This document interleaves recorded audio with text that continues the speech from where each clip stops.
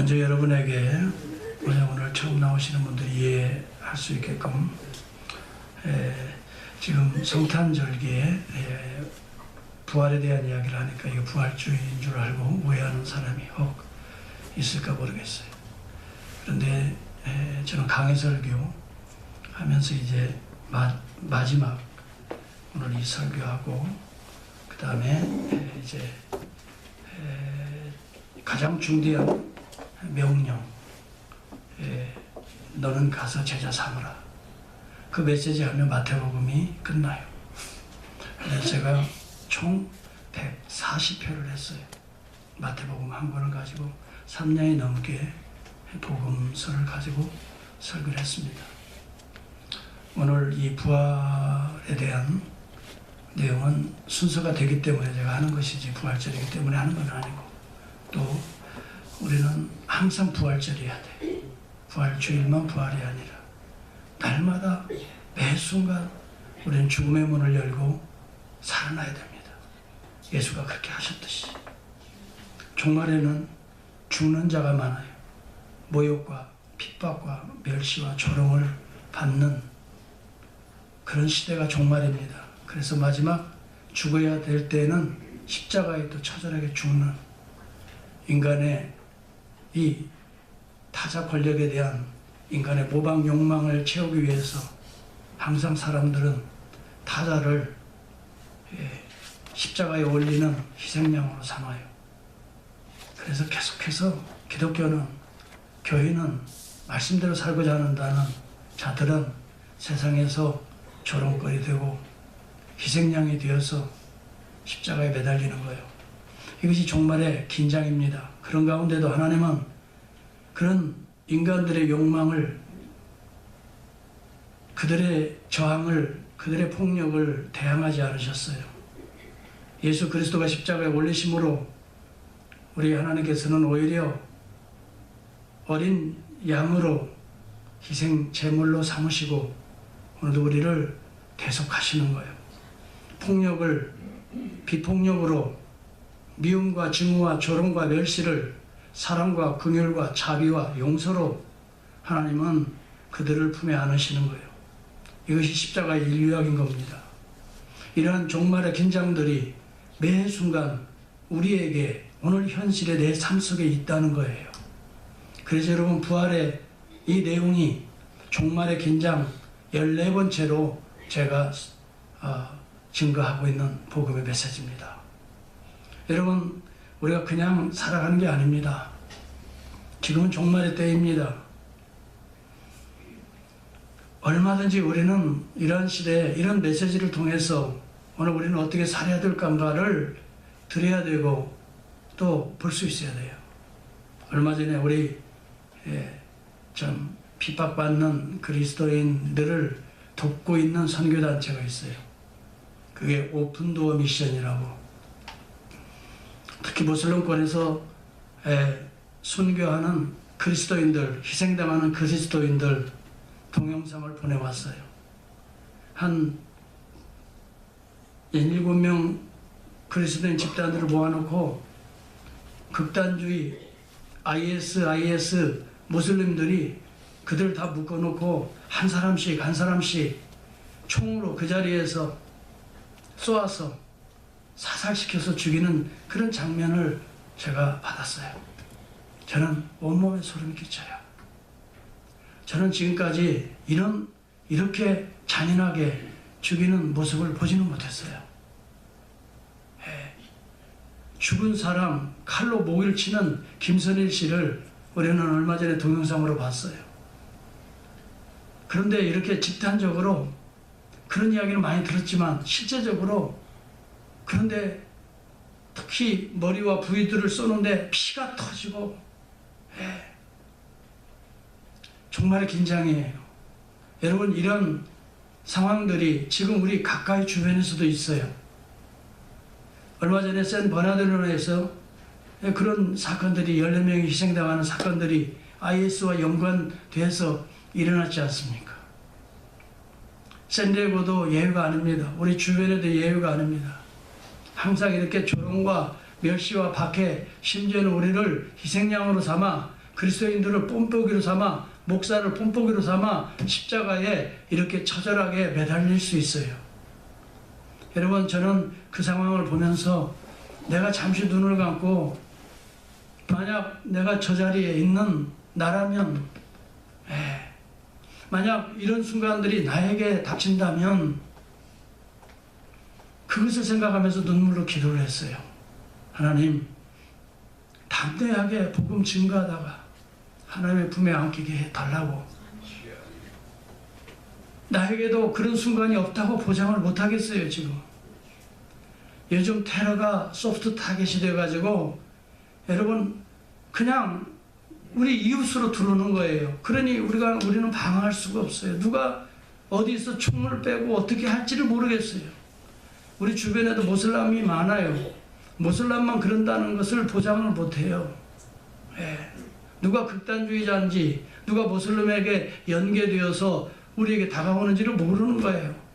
예배드리는 이 자리에 어떻게 될 수도 있는 거예요. 모르는 거라고요. 여러분, 그때 예배드리는 그곳에서도 총기 난사가 일어났었죠. 얼마 전이에요, 그게. 참, 우리는 정말 긴장을 가지고 살아야 되는데, 우리 주 예수 그리스도가 십자가에 어린 양으로서, 희생양으로서 돌아가시잖아요. 드디어 아리마대 요셉의 무덤에 그런 장사 지냈는데, 주님은 성경 말씀에 예언된 그대로 사흘 후에 우리 주님은 부활하시는 장면이 오늘 본문에서 보여주고 있어요. 많은 사람들이 예수 그리스도의 부활을 믿지 않고 있습니다. 그런데 우리 주님은 그들이 믿든지 안 믿든지 그건 상관하지 않아요. 하나님이 그걸 상관하는 게 아니에요. 그것은 그분들의 문제인 거예요. 그분들의 문제고, 분명한 것은 우리 주님은 살아나셨다라고 하는, 육체 부활하셨다라고 하는 구체적인 증거들이 여기 성경에 분명하게 있기 때문에 저는 하나님이 그 정도의 일을 못하실 하나님이 아니에요. 그런 하나님이라면 믿을 수도 없어요. 저는 하나님을 믿기 때문에 그리스도의 부활을 너무나 자연스럽게 받아들이고 믿고 있습니다. 더불어서 오늘 우리가 부활의 이 메시지가 우리의 삶에 없다면, 소망이 없다면 우리는 사실 미래에 대해 불투명하게 살아갈 수밖에 없습니다. 여러분, 이 세상의 인간들은 죽음을 맛보지, 마지막에 종국은 시체 덩어리로 변하는 게 인간 문명입니다. 결국은 무덤이라는 개념은 뭡니까? 무덤은 더러운 시체를 위장해 놓는 인간들의 또 다른 문명의 표지일 뿐입니다. 무덤이라는 것은 더러운 인간 문명을 위장시켜 놓는, 여러분, 냄새나지 않도록 막아 놓는 위장된 포장술에 불과한 것이 무덤인 것입니다. 그 안에는 썩고 냄새나는 인간의 탐욕과 인간의 욕망과 인간의 더러운 타자 권력을 모방하고자 하는 이러한 결정체들이 썩어서 냄새나는 것이 바로 무덤 안에 이루어지는 일들입니다. 그런데 우리 주님에게는 그러한 썩어져 냄새나는 인간의 더러운 욕망의 최절정인, 궁극점인 인간이 마지막으로 들어가는 그 무덤에 주님은 갇히지 않는다는 사실입니다. 이것이 예수 그리스도가 하나님 되심을 증거하는 사건입니다.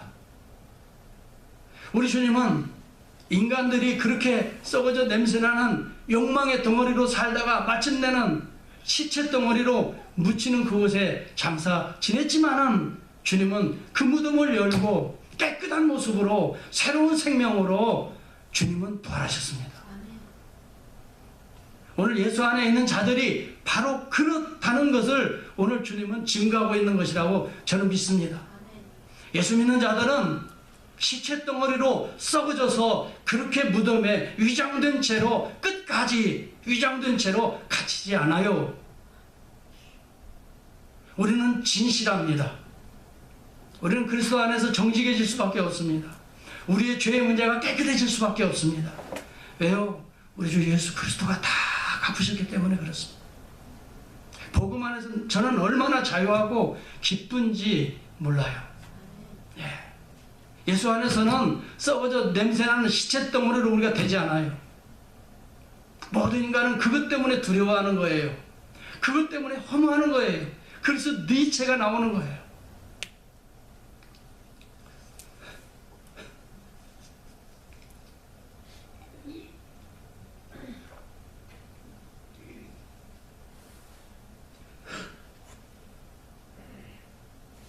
여러분, 이 세상에 많은 종교들이 있어요. 인간들이 만들어낸 종교입니다. 인간들이 만들어낸 종교라 할지라도, 그들에게 평안을 주는 자들이라 할지라도 우리에게 선을 줄 수 있어요. 인간들이 만들어낸 문명 속에는 선이 분명히 있어요. 그러나 궁극적으로 다 어디로 가요? 무덤으로 가는 겁니다. 썩는 곳으로 갑니다. 지금도 무덤에 갇혀 있는 겁니다. 여러분, 불교의 창시자인 석가모니를 보세요. 석가모니는 BC 563년에 태어났습니다. 히말라야 남쪽 작은 왕국 카필라국의 석가족의 작은 이 정반왕의 아들로 태어납니다. 29세에 출가해서 50년을 수행합니다. 그 종국은 어디로 가요? 고상한 이야기들을 많이 나눴지만 종국은 80세 인도 쿠시나가르 길가에서 죽습니다. 그리고 제자 아난다의 품에서 그는 화장이 됩니다. 그래서 8개의 이 사리가 발견됐다 그래서 이걸 진신사리라 그래서 그것을 8개국으로 보내졌는데, 그것을 사리를 모셔놓은 탑을 세워놓은 것을 석가탑이라고 그래요. 지금도 석가모니의 탑들이 얼마나 많이 있습니까? 죽음을 장사 지낸 것입니다. 생명은 없는 것입니다. 여러분, 인간이 만들어낸 문명에 생명은 없는 겁니다. 죽음으로 가는 겁니다. 묻힐 수밖에 없는 겁니다. 그도 썩어질 시체 덩어리가 될 수밖에 없는 것이 인간 종교의 한계입니다. 여러분, 회교의 창시자 마호메트가 AD 570년 사우디아라비아의 메카에서 태어납니다. 그 어렸을 때부터 부모가 없이 자랐기 때문에 그는 이 홀로 지내면서 명상을 좋아해서 동굴에서, 거기 특별히 히라산 동굴에서 명상하다가 알라신의 계시를 스스로 받았다고 하면서 교주로 자처하고 이 모슬람을 만듭니다. 그리고 그는 몇 세에 죽습니까? 62세에 죽습니다. 그가 메디나로 옮겨서, 지금도 메디나가 성지가 되어서 수많은 모슬림들의 성지가 되어서 계속 거기를 돌고 있지만 무덤을 돌고 있는 것입니다. 가운데는 녹색 돔의 무덤이 있습니다. 무덤을 돌고 있는 거예요. 냄새나고 썩어져서 시체 덩어리, 지금은 흙이 되어버린 그 무덤을 돌고 있는 거예요. 이게 인간들이 만들어낸 종교의 마지막이에요. 여러분, 세계 4대 성인이 누굽니까? 예수, 또 누굽니까? 공자, 그 다음에 누굽니까? 석가모니, 그 다음에 마호메트입니다. 이게 4대 성인. 안 배웠어요, 여러분?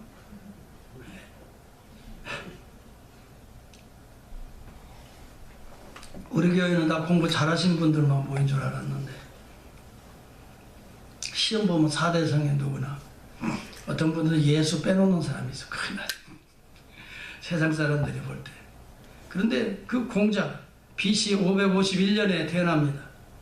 인을 중심으로 한 유교의 사상을 그가 세웁니다. 근데 그도 72세에 죽습니다.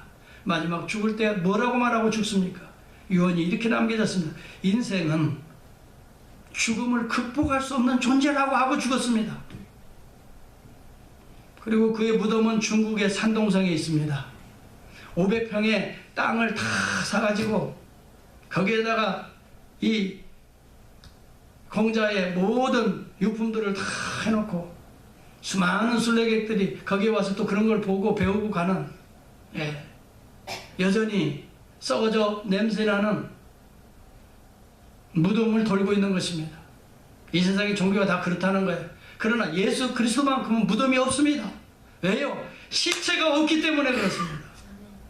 그리스도는 무덤문을 열고 사흘 만에 성경대로 약속한 대로 예언한 대로 하나님의 계획대로 다시 살아나셨습니다. 여러분, 이것은 유일한 사건입니다. 이 세상에서 그 어느 누구도 묘사할 수 없는 유일한 사건입니다. 성경에도 죽은 자가 살아난 이야기들이 많이 있습니다. 여럿 있습니다. 사르밧 과부의 아들, 또 수넴 여인의 아들, 야이로의 딸, 또 베다니의 나사로, 나인성의 과부의 외아들. 그렇지만 그들이 살아났다고, 예수님이 부활하신 그 부활의 용어를 쓰지 않아서 에게이로라는 단어를 씁니다. 소성했다라고 말합니다. 썩어진 시체가 잠깐 소성했다는 겁니다. 그리고 그는 다시 죽습니다.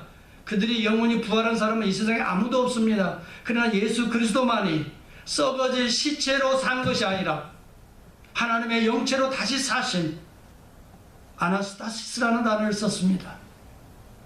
이것은 예수 그리스도만이 유일한 하나님의 아들로 입증되는 사건인 것을 증거하고 있는 것입니다. 오늘 예수 그리스도의 부활을 흉내낼 자가 아무도 없는 것입니다. 여러분, 우리가 부활의 사건들을 어떻게 믿을 수 있느냐라고 말합니다. 여기 증인들이 있습니다. 성경에 수많은 증인들이 있습니다. 여러분, 어떤 사건에 대해서 판결을 확실하게 하려면 첫째는 증인이 분명한 증거를 대야 되는 것입니다. 오늘 이 사복음서는 전체 다 우리 주님의 부활을 목격한 증인들의 이야기로 가득 차 있습니다. 그들이 예수를 만나서 들었던 이야기, 그들이 예수로부터 배웠던 사상들, 또 예수 그리스도가 십자가에 처절하게 어떻게 죽으셨던가, 또 예수 그리스도가 죽기 전에 자신이 십자가에 죽고 사흘 만에 부활하겠다고 하는 그 의미가 무엇인지를 우리 주님의 이 목격자들, 증인자들이 그대로 썼던 것이 마태, 마가, 누가, 요한 다 다른 사람이고 다른 배경의 사람들이지만 정확하게 일치하고 있지 않습니까? 그리고 여러분, 오늘 본문에 나왔던 여인들도 전부 다 실제 인물입니다. 마태복음 28, 마태복음은 막달라 마리아와 다른 마리아라고 되어 있습니다. 누가복음 24장에는 이 여자들은 막달라와 요한나와 야고보의 모친 마리아와 더 구체적으로, 마가복음 16장에는 막달라 마리아, 야고보 어머니 마리아, 또 살로메, 요한복음 20장에는 막달라. 여러분, 비슷한 내용들이 다 구체적으로 기록되어 있습니다. 여인들이 증인입니다. 무슨 말입니까? 당신은 여자들을 증인으로 부르지 않았습니다. 예. 그런데 성경은 여자들이 증인이 되고 있습니다. 그리고 여러분 보시기 바랍니다. 어떤 사람들은 무덤을 여자들이 잘못 찾아가서 그런 거 아니냐라고 말합니다. 그런데 누가복음 23장의 55절에 보면 예수 십자가에서 돌아가실 때 여자들이 그 십자가 밑에서 울었습니다. 십자가의 시체가 장사 지낼 때도 그 여인들이 따라갔다라고 성경은 말합니다. 그 무덤이 장사 지낸 아리마대 요셉의 무덤까지 따라갔어요, 그들이. 찾아보시기 바랍니다. 누가복음 23장 55절, 갈릴리에서 예수와 함께 온 여자들이 뒤를 쫓아 그 무덤과 그 시체를 어떻게 둔 것을 보고 돌아갔다라고 말합니다. 여러분, 그 사람들은 예수 그리스도가 돌아가신 것에 대해서 가슴이 아파서 찢어지는 가슴으로 뒤를 따라간 거예요. 어디에 붙이는가를 따라간 거예요. 네. 여러분, 예루살렘을 가보신 분이 알지만 그렇게 무슨 맨하탄 거리같이 복잡한 거리가 아니에요. 단순해요. 그 거리가 단순하다고요. 네. 비아 돌로로사가 막 복잡하게 있는 게 아니에요. 그냥 한 길이에요. 가보니까. 그리고 거기 뭐 복잡한 게 아니에요. 여자들이 무슨 다른 무덤을 찾아가서 빈 무덤에 가서 보니까 부활했다라고 말한 거짓 꾸며낸 스토리다고요? 천만에요. 그러면 예수가 나타나지 말았어야지요. 부활하신 주님이 제자들 가운데 여러 번 나타나서, 도마는 그렇게 말하잖아요. 내가 예수님 만났다고 그러니까 무슨 소리야? 어떻게 죽은 사람이 살아나? 아무리 말해도 사람들은 자기 경험으로 판단하기 때문에 이 예수의 사건, 신의 사건을 믿을 수 없는 거예요. 여러분들도 아마 그런 사람 있을 거예요. 그냥 예수 믿으려고 하니까 그냥 믿는 거지 뭐, 그게 아닙니다. 여러분들의 인간의 구조는, 저와 여러분들의 인간의 구조는 경험된 것만 간직하고자 하는 그런 이 프레임이에요. 지금까지 죽었다 살아난 사람을 한 번도